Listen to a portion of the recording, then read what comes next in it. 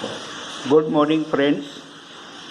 I myself, Dr. Chandrasekhar Bangarwar, Professor in Department of Kriya Sharir, SRM State Ayurvedic College, Bareilly, welcomes all of you in this lecture. We were studying about the practical physiology, that is exactly the practicals done in the Department of Physiology, that is Department of the Kriya Sharir. In this department, we are performing Ayurvedic as well as the modern practicals. And let us learn something about the practical physiology, that is modern practicals done in the department. In this regard, in the practical physiology, we are studying examination of the respiratory system. As you are all aware that respiratory system is an important system, we are learning different aspects how to examine this respiratory system. This respiratory system has got many modalities to check and examine and to try to find out the pathological changes in compare with the physiology.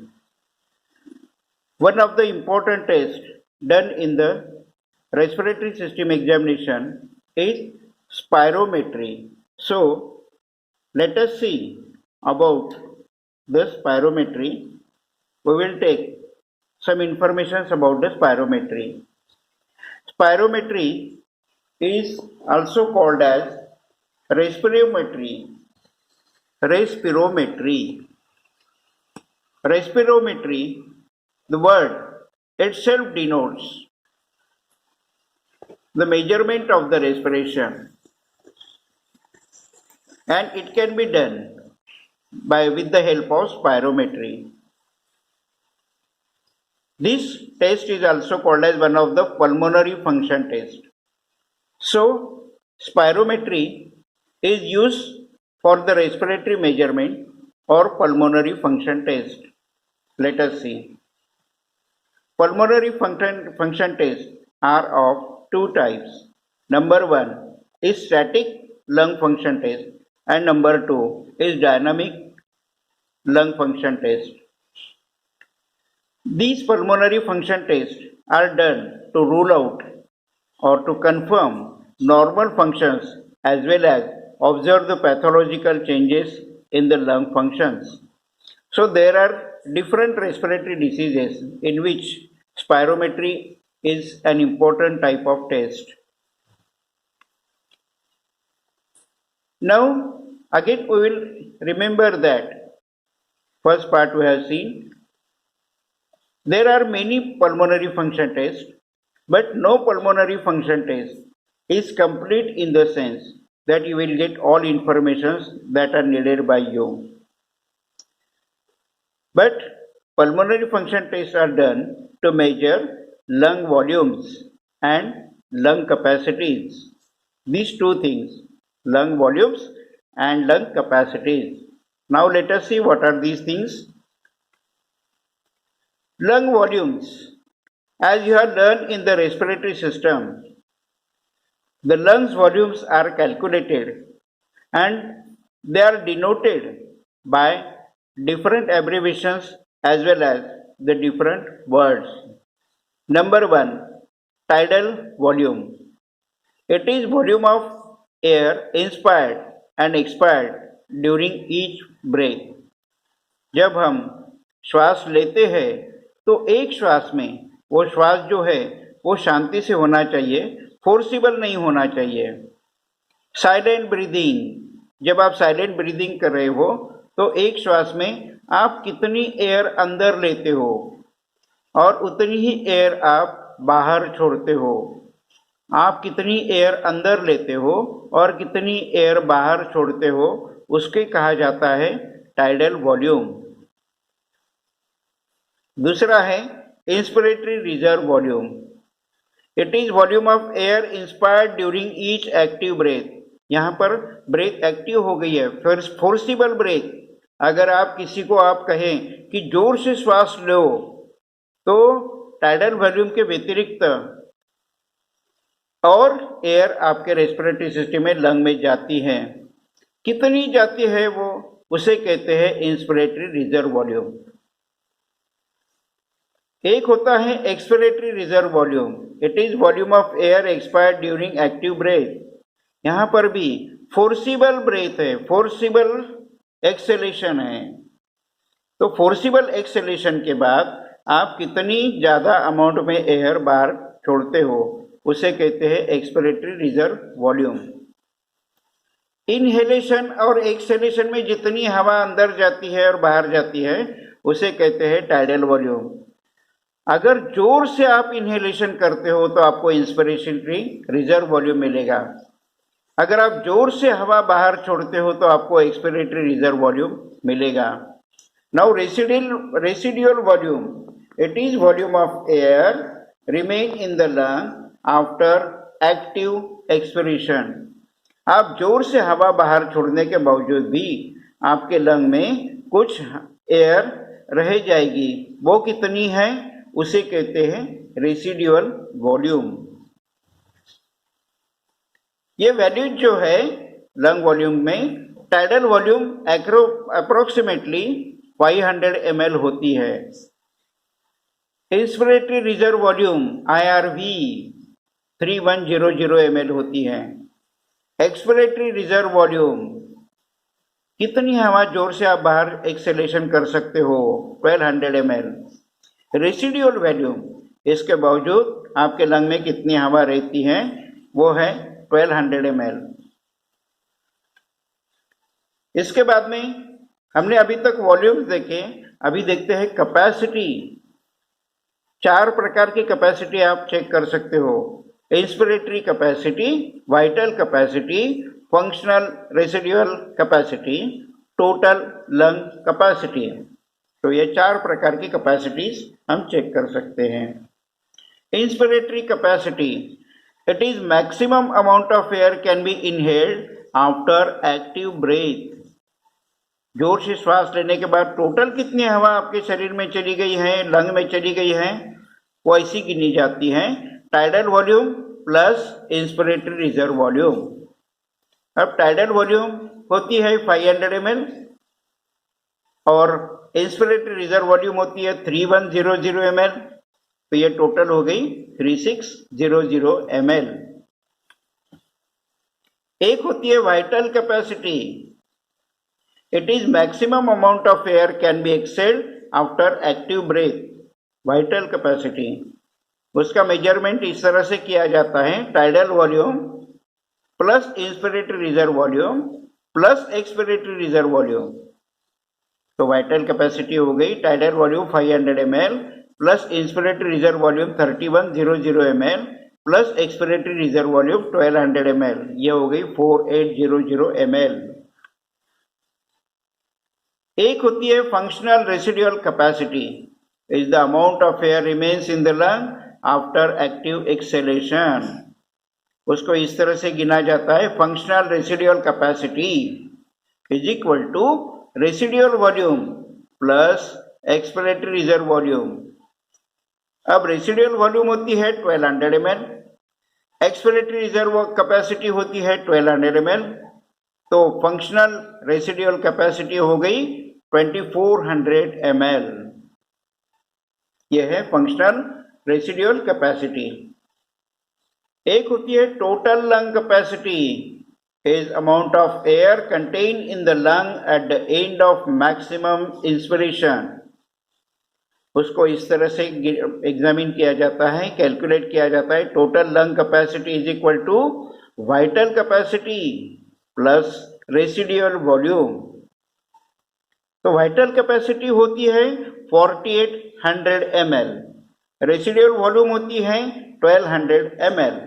तो हमारी total lung capacity average हो गई है 6000 ml। तो ये lung capacities को हमें अच्छी तरह से समझ लेना है अगर हमें स्पायरोमेट्री को समझना है। तो अभी तक हमने जो देखा वो थे स्टैटिक लंग फंक्शन टेस्ट। अभी देखते हैं डायनामिक लंग कैपेसिटीज। उसमें कुछ टेस्ट किए जाते हैं, force, expiratory volume and time capacity. force, expiratory volume and time capacity is the fraction of vital capacity expired of first, second and third expiration. जोर से हवा एक्सेल करने के बाद पहली बार, दूसरी बार, तीसरी बार कितनी परसेंटेज में हवा गई बाहर? तो फर्स्ट एक्सेलेशन को कहते हैं FeV1, volume expired in first second into 100 divided by vital capacity. इस तरह से उसको कैलकुलेट किया जाता है। FeV1 की नॉर्मल वॉल्यूम होती है 85 to 87%। FeV2 की नॉर्मल वैल्यू होती है 95 to 97% और FeV3 की होती है 100%। यानी हम पहली एक्सेलेशन में 85 to 87 एयर बाहर एक्सेल करेंगे। FeV2 में सेकंड टाइम हम 95 to 97% करेंगे, थर्ड टाइम 100% करेंगे। ये सब क्यों करते हैं? It is distinguished to between obstructive diseases. हमारा रेस्पिरेटरी सिस्टम में बहुत बार ऑब्स्ट्रक्शन होता है जिसको मार्गावरोध कहते हैं, रास्ता रुक गया है, इसलिए रेस्पिरेशन प्रॉपरली नहीं हो पा रहा है। तो ये ऑब्स्ट्रक्टिव डिसीज में ये टेस्ट इंपॉर्टेंट होते हैं, फोर्स, एक्सपिरेटरी वॉल्यूम। नाउ ये भी एक इंपॉर्टेंट टेस्ट है, maximum ventilatory volume is the largest volume of air can be moved in and out of the lungs in 1 minute by maximum voluntary ventilatory efforts। तो अभी आपको ये 1 minute के लिए निकालना है। तो 1 मिनट में ये नॉर्मल वॉल्यूम होती है 80 to 140 लीटर्स पर मिनट, क्योंकि आपको यहाँ नंबर ऑफ रेस्पिरेशन से मल्टीप्लाई करनी है। तो ये सब चीज़ें हम अच्छी तरह से याद रखेंगे और फिर देखते हैं कि स्पायरोमेट्री को हम कैसा यूज कर सकते हैं। Spirometry is the method use to study lung function test is of 2 types. 2 प्रकार की होती है, एक होती है रिकॉर्डिंग स्पायरोमेट्री, दूसरी होती है computerised spirometry. Recorded spirometry material लगता है, एक रिकॉर्डिंग स्पायरोमीटर आपके पास होनी चाहिए। वो कैसा होता है वो मैं बताऊंगा आपको। स्टॉप वॉच होना चाहिए या तो रिस्ट वॉच होनी चाहिए। और जनरली आपकी जो घड़ी है वो घड़ी में सेकंड काटा होना चाहिए। बहुत सारी बार ये नहीं होता है। बहुत सारे लोग मोबाइल पर वॉच यूज करते, उसमें भी नहीं होता है। एक आपको नोज क्लिप होनी चाहिए, आपको नाक बंद करनी है तो माउथ कैविटी या ओरल कैविटी से जो हवा अंदर जाती है बाहर आती है उसको भी आप चेक कर सकते हो। नाउ रिकॉर्डिंग स्पायरोमीटर कैसा होता है? उसमें 2 सिलेंडर होते हैं। The outer cylinder is double walled and is filled inside with the container of soda lime. बाहर सिलेंडर जो होता है वो डबल वॉल्ड होता है, उसके अंदर सोडा लाइम होता है, नींबू पानी। Water is filled between 2 cylinder, 2 cylinder के बीच में पानी होता है। This act as a tight seal. The inner cylinder is inverted and floats on the water and refer to as the bell of the spirometer. अंदर का जो cylinder है वो तैरता है पानी के ऊपर और वो एक बेल ऑफ द स्पायरोमीटर की तरफ काम करता है। which is suspended by chain which moves over the pulley and balanced by the weight to which the writing pointer is attached। उसमें वो चेन के माध्यम से छोड़ा जाता है और वेट के जरिए उसको बैलेंस किया जाता है, उसको एक राइटिंग पॉइंटर अटैच होता है। During respiration, the bale of the spirometer moves up and down, leading to the moment of writing pointer. Thus, the graphic record is obtained. This record is called spirogram. जब respiration होती है, हम लोग जानते हैं respiration is equal to inhalation and exhalation. Respiration is equal to inspiration plus expiration. जब यह respiration यानी इंस्पिरेशन और एक्सपिरेशन होती है तो स्पायरोमीटर जो है वो अप एंड डाउन मूवमेंट उसकी होती है, और उसके मूवमेंट की वजह से राइटिंग पॉइंटर भी घूमता है और आपको एक ग्राफ मिल जाता है। उसमें जैसे एक ग्राफ में एक वर्टिकल लाइन और हॉरिजॉन्टल लाइन होती है, उसी तरह से ग्राफ में up and down movement of the line आपको मिल जाते हैं। दिस इज ग्राफिक रिकॉर्ड्स, और इस रिकॉर्ड को कहते हैं spirogram. Procedure: adjust the speed of the paper to 2.5 millimeters per second, ये आपको करना है। Fill the spirometer bells to 3/4 its capacity air, spirometer bell को आपको फिलअप करना है। Ask the subject to sit comfortably, comfortable sitting is necessary. Sterilize the rubber mouth piece by the antiseptic solution, एक rubber mouth आपको उसके मुंह में रखना है जिससे वो जोर से श्वास लेगा या नहीं लेगा, या छोड़ेगा या लेगा, तो उसको आपको एंटीसेप्टिक सोल्यूशन से स्टरलाइज करना है ताकि इन्फेक्शन ना हो। Instruct the subject to hold the mouth piece firmly between the gums and the lip of his mouth, वो माउथ पीस को जो है गम्स और लिप्स के बीच में उसको होल्ड करके रखना है। Close his nose by nose clip, उसका नाक बंद करना है। While subject breathes naturally, obtain a graphic record of quiet breathing on a graph paper. जो ग्राफ के ऊपर अप एंड डाउन आपको ग्राफिकल रिकॉर्ड आ रहा है, वो जो है वो नॉर्मल ब्रीथ में आपको मिल जाएगा, नेचुरल ब्रीथ में आपको मिल जाएगा, पैसिव ब्रीथ में आपको मिल जाएगा। इस ग्राफ को आप देखेंगे तो अपस्ट्रोक डिनोट्स इंस्पिरेशन, यानी जब हम इनहेलेशन श्वास अंदर लेते हैं तो वहां पर आपको अपस्ट्रोक मिलेंगे। एंड डाउनस्ट्रोक डिनोट्स एक्सपिरेशन, जब आप श्वास बाहर छोड़ेंगे, एक्सहेलेशन करेंगे, तो डाउनस्ट्रोक आपको वहां मिल जाएगा। Upstroke inhalation, downstroke exhalation. यहाँ पर हॉरिजॉन्टल लाइन इंडिकेट टाइम, जो आपने एडजस्ट करके रखी है ट्यूब, और वर्टिकल लाइन इंडिकेट्स वॉल्यूम। तो अपस्ट्रोक कितने बड़े हैं उसके ऊपर आप कितनी ml एयर आपने अंदर ली वो आप कैलकुलेट कर सकते हो। तो horizontal line indicate time, vertical line indicate volume. Now the scale, vertical line 1 centimetre is equal to 200 ml, इस तरह से आपको कैलकुलेट करना है। The height of this record indicates tidal volume, यानी आपको ये 200 ml का 500 ml तक मिल जाएगा। इसके लिए आपको वर्टिकल लाइन असेसमेंट करनी है।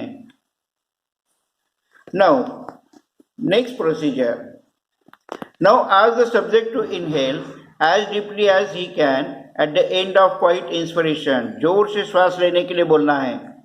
This record indicates inspiratory reserve volume. उसके बाद में now ask the subject to exhale as forcible as possible at the end of quiet inspiration, this record indicates expiratory reserve volume. तो इस तरह से आपको IRV inspiratory reserve volume, ERV expiratory reserve volume आपको मिल जाएंगे। Now ask the subject to take a deep inhalation followed by deep exhalation,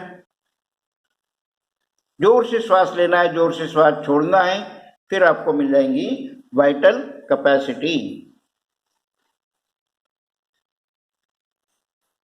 now from the point of end of maximum inspiration, ask subject to breathe out forcibly and change the speed of paper to 25 minutes per second. आपको जोर से श्वास लेने का लिए बोलना है और फिर स्पीड ऑफ द पेपर जो उसको चेंज करना है। Continue record for next 3 to 4 second, 3-4 second के लिए करना है।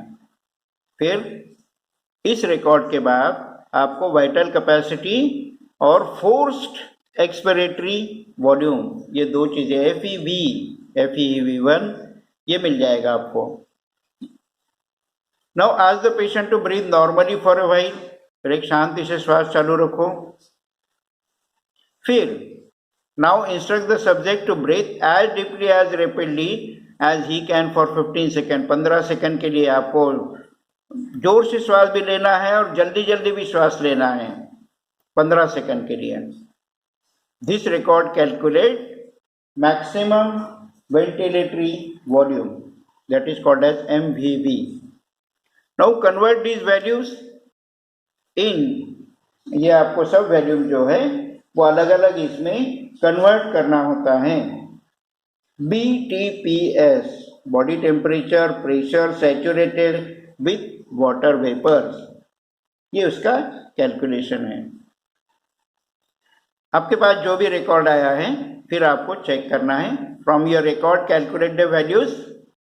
एक आपको निकालना है एल्वुलरी वेंटिलेशन.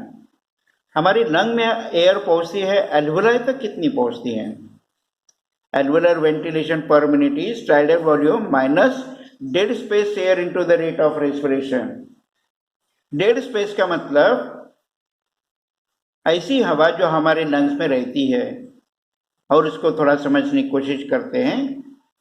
एक्सहेलेशन में जो हवा निकल जाती है उसे हम टाइडल वॉल्यूम कहते हैं. जोर से एक्सहेलेशन करने के बाद हमें एक्सपिरेटरी रिजर्व वॉल्यूम की हवा निकल जाती है, उसके बाद भी हमारे लंग में हवा रहती है, उसको कहते हैं रेसिडुअल वॉल्यूम. अगर हम किसी तरह ये रेसिडुअल वॉल्यूम को भी हम बाहर निकालें तो जो हवा हमारे लंग्स में रह जाएगी उसे कहते हैं डेड स्पेस. तो इस तरह से हमें एल्वुलर वेंटिलेशन का रेट मिल जाएगा पर मिनट का. तो इसके लिए हमें डेड स्पेस को समझना होगा. इसी को आपको rate of inspiration, respiration, 1 minute में रेस्पिरेशन कितनी बार हो रहा है वो भी आपको देखना है. इसके बाद resting minute ventilation is volume of air which moves in और out of the lungs per minute at rest. जब आराम से शांति से श्वास चल रही है तो कितनी एयर अंदर जा रही है और बाहर जा रही है, तो इसको मिनट वेंटिलेशन भी कहते हैं. Is tidal volume into rate of the respiration. For example, अगर आपने डिसाइड किया कि टाइडल वॉल्यूम अप्रोक्सीमेटली 500 ml होती है और वो व्यक्ति 16 बार 1 मिनट में श्वास लेता है, तो 16 into 500, it will be approximately 8 liters per minute. ये जो नॉर्मल वैल्यू जो है 5 to 10 liters per minute होता है. मिनट वॉल्यूम कैसे कैलकुलेट किया जाता है? Tidal volume into number of respirations per minute. Normal rate of respiration is, it is different, 12 to 24 per minute or 16 to 22 per minute. In different books different readings are there. Approximately you can remember as 12 to 24 per minute. It is better. Now dyspneic index is percentage breathing reserve, is value of maximum ventilatory volume and resting minute volume. ये दो चीजों को आप ये करेंगे तो आपको डिस्प्निक index आप कैलकुलेट कर पाएंगे.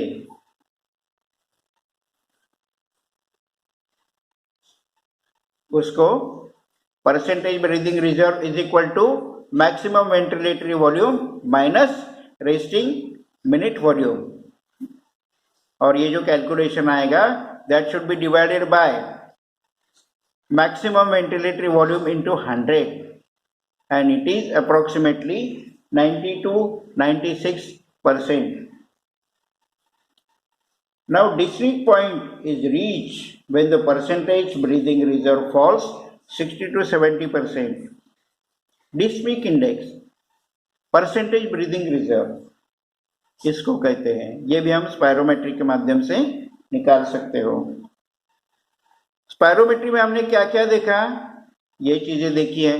Number 1 tidal volume, number 2 inspiratory reserve volume, number 3 expiratory reserve volume, number 4 inspiratory capacity, number 5 vital capacity, number 6 time vital capacity, number 7 maximal ventilatory volume, number 8 resting minute volume, number 9 percentage breathing reserve.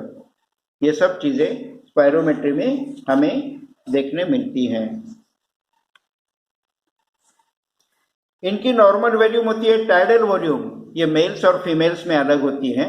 और ये जो reading दिया है वो पहले मैंने जो reading बताया उससे थोड़ी अलग है, क्योंकि ये इंडिया से रिलेटेड है। और पहली जो नॉर्मल वैल्यूम है वो पूरी दुनिया का जो सर्वे हुआ था उसके आधार पर निकली थी। तो in the male and female, tidal volume in the male is 400 ml, tidal volume in the female 300 ml.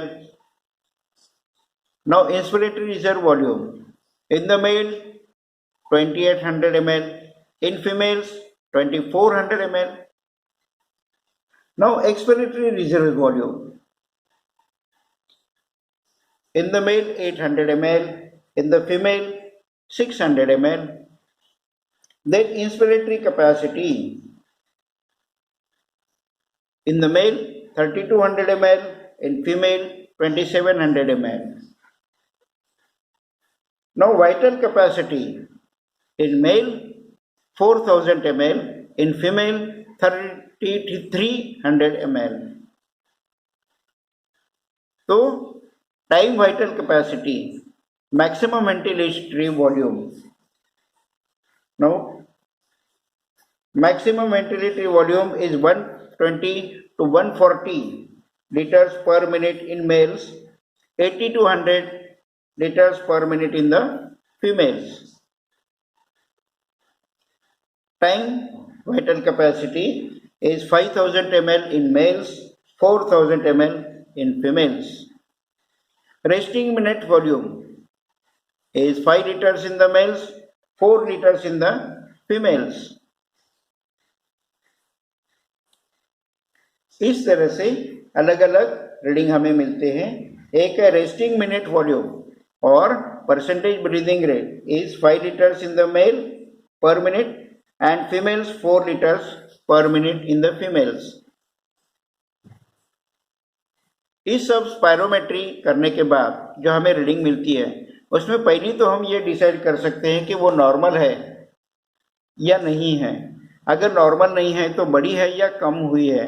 Generally ये वैल्यूज कम हो जाते हैं क्योंकि रेस्पिरेशन जो हमारे शरीर का सबसे इम्पोर्टेंट फंक्शन है वो रेस्ट्रिक्ट हो जाता है अलग अलग रेस्पिरेटरी डिसीज में। तो डायग्नोसिस करते समय इसका बहुत यूज होता है। तो ये बहुत अच्छा टेस्ट है। इसके कुछ फिजियोलॉजिकल वेरिएशन भी हमें याद रखने चाहिए। Regarding vital capacity, if you compare sex, vital capacity is more in the males than females. Surface area, vital capacity increases with the surface area. Posture, vital capacity increases in standing position. During pregnancy, vital capacity decreases. After exercise training, vital capacity increases. ये भी हमें याद रखना चाहिए। इसमें हम जो FE1 test करते हैं, ये FE1 टेस्ट जो है जो डायनामिक लंग फंक्शन टेस्ट में आता है और दूसरा है मैक्सिमम वेंटिलेटरी वॉल्यूम।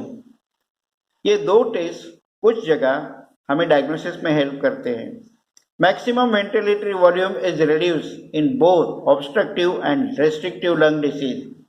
तो लंग डिसीज में जो भी डिसीजेस है that can be divided into obstructive and restrictive. कहीं पर रेस्ट्रिक्शन आ जाते हैं, कहीं पर ऑब्स्ट्रक्शन होता है, तो उसमें मैक्सिमम वेंटिलेटरी वॉल्यूम कम हो जाती है। दोनों इसमें obstructive and restrictive lung disease.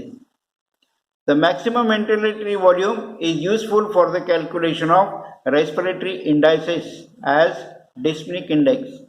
आपको डिस्पनिक इंडेक्स कैलकुलेट करना है तो आपको मैक्सिमम वेंटिलेटरी वॉल्यूम निकालना है। अभी FEV1 फोर्स एक्सपिरेटरी वेंटिलेशन हमने देखा, उसमें फर्स्ट, सेकंड, थर्ड देखा जाता है। तो FEV1 and FEV2 are reduced in obstructive lung disease. अगर कहीं पर ऑब्स्ट्रक्शन है, कफ का ऑब्स्ट्रक्शन होगा, कहीं ब्रोंकियल कॉन्स्ट्रिक्शन हो गया है, तो ऐसे समय में FEV1 एंड FEV2 ये कम हो जाते हैं. अगर रेस्ट्रिक्टिव लंग डिसीज है तो वाइटल कैपेसिटी इज रिड्यूस्ड, तो उसमें वाइटल कैपेसिटी कम हो जाती है, and FEV1 and FEV2 are normal. तो इस तरह से कोई डिसीज का डाउट होने के बाद टेस्ट लेकर उसको कंफर्म करने के लिए स्पायरोमेट्री एक इम्पोर्टेंट टेस्ट है. I hope you all understand about the spirometry. You will read it, you will understand it, you will remember it, and during performance you will show a good performance in the examination as well as in the future life. So thank you very much. Have a good day.